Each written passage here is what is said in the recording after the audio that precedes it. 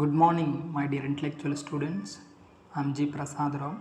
I'm working as an English and life skills trainer at Balayogi Gurukulam Sattanapalli in Guntur district under the project of Naipunya Vikasam, APSSDC, Andhra Pradesh. Before I go into the topic, I want to ask you a few questions. Remember, your today's topic name is there in these questions.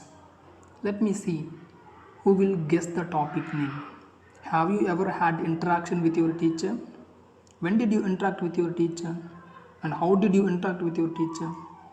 I already gave you a hint about the topic name. What is the name of the topic? Tell me. Yes, interacting with teacher. So, our today's topic name is interacting with teacher. Let us see what is interaction first.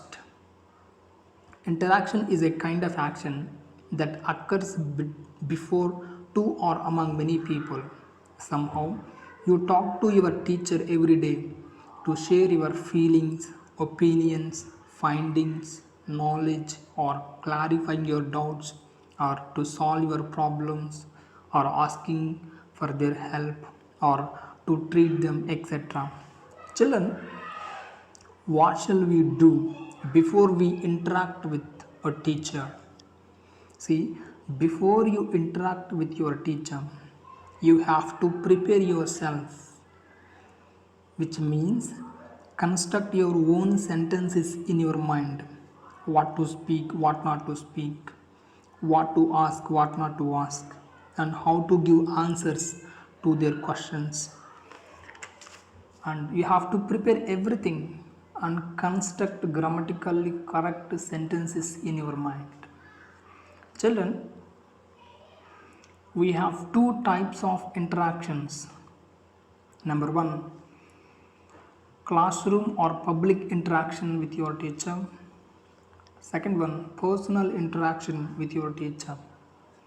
Let's see public or classroom interaction with your teacher. In this, you will have a conversation to your teacher when other students also remained in the class. Here, a very important or prominent point you have to know is never resist or correct your teacher before other students. Perhaps teacher commits mistake, maybe solving a problem or solving a sum, but don't resist your teacher before other students. If you resist or correct your teacher before other students, he might remember you in his mind and he might reduce your marks, or he might beat you for unnecessarily. So let me say an example here. Nagaraju is one of my friends and he is my classmate also. Once he resisted my mathematics teacher, so he remembered Nagaraju in his mind and reduced his marks and started beating him unnecessarily. So children, never resist your teacher before other students. Even he commits mistake.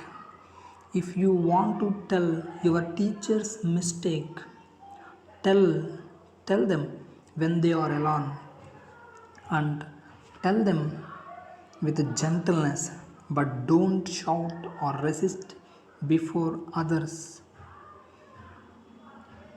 Next one, personal interaction with your teacher. Personal interaction goes on between you and your teacher only when your teacher is alone with you. Here we have three subheadings. First one, what to do before personal conversation. Before you talk to your teacher, make sure whether the teacher is free or not, whether he is alone or not. You have to confirm it, whether he is willing or not to discuss with you. And finally, take his permission to speak to you. And then, if he agrees to you, you can speak to him freely. Next one, What to do when personal conversation or interaction is going on. Treat your teacher in a proper way. Be free at your teacher. Keep smiling face always in the presence of your teacher. Respect your teacher and speak politely with your teacher. Come to the point directly. Don't waste time. Give answers for his questions and give eye contact to your teacher while he is speaking. Next, final one. What not to do when personal conversation is going on. Don't shout at your teacher and don't look badly or cunningly at your teacher or don't look at other sides. Focus on your teacher. You should not break anything in the presence of your teacher and don't mock your teacher. And you should not raise unnecessary matters in the presence of your teacher and don't sulk before your teacher and don't get fear or shy before your teacher. Thank you for watching.